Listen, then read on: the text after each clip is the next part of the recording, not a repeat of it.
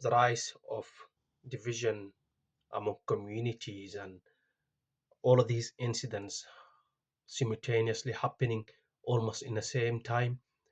Um, the death and the murder of Henry Novak, even though his family and his father urged the public and to not use that incident as a reason to create and create violence and as a reason um, for people to start rioting and smashing up everything and doing all that chaos and spreading hatred, even though. But Nigel Farage, as usual, he used that and he used the grief of a family who they just lost their son to fuel his campaign and you know so stuff like that. And this is only the beginning. It's gonna get worse by the time the general election come. Like from here till 2029, it will keep getting worse, and Reform Party will get more popularity to appoint even this new leader of the Labour Party. And the Burnham will find no any other option to give the people one, and considering the economical situation of the UK right now and cost of living and all of it after UK exited the EU, things just getting worse and worse and get even worse.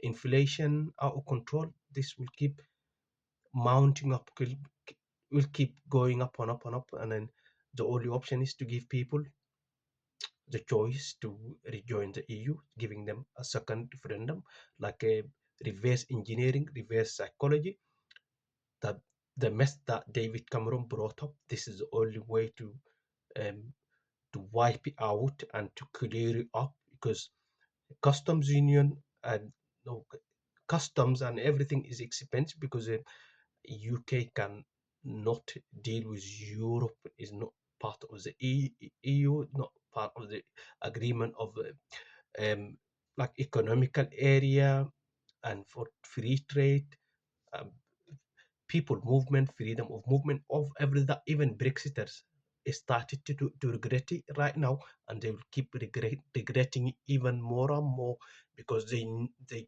finally realize and come to the reality, the huge mistake that they have made when they voted out, when they voted for Brexit. Even these boomers, and they ruined it for everyone, for the young people in the United Kingdom, ruin it for them. Now they're regretting it. They know that for all the prosperity, for the economy to boom, and for the economy of this country, for the future of young people, young British, young generation, is to rejoin the EU. And they will have to realize that. And this austerity the government being doing and following is not just from yesterday, since the privatization of public services, and since Margaret Thatcher brought that up and she privatized everything. This is what is being going on, austerity, and this is not a solution, because a lot of things coming from Europe, coming from abroad, this country does not produce anything, and especially essentials and agricultural production, all of it come from Europe. And that's why what is happening, and is affecting businesses. What happened to London when it used to be a financial hub of Europe and of the entire world? Mega corporations, they have their headquarters based in London. Businesses booming, billions and billions of pounds being injected to the British economy, to the UK economy. Now investors and high net worth individuals moving their wealth elsewhere, Frankfurt, Berlin, Geneva, and Paris, the rest of Europe, because it's safer, it's easier for them, less complications in terms of setting up their companies, dealing with tariff, etc. In is more complicated than you can imagine, and high street businesses is killed, like is dead now. UK high street businesses is dead because they cannot compete with the high national insurance contributions. They have to pay a lot, and so the only way is like to just lay off his staff. A lot of businesses close, like no wonder, and there is a apparent reason for it. And now Lloyd's banks, sorry, Lloyd's pharmacies, the case of Lloyd's pharmacies, how many pharmacies have been shut right now, like business closed, over 130 branches of Lloyd pharmacies and closed, and a lot of business, and then the list follows. Forget about high street businesses.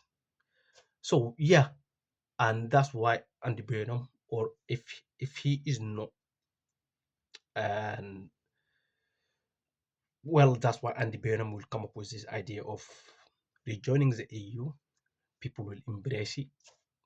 Already, YouGov latest data revealed that over 52% in favor of Brexit, and in favor of UK rejoining the EU, and majority also agree that Brexit was a big, huge mistake. So yeah, we will see what happen anyways.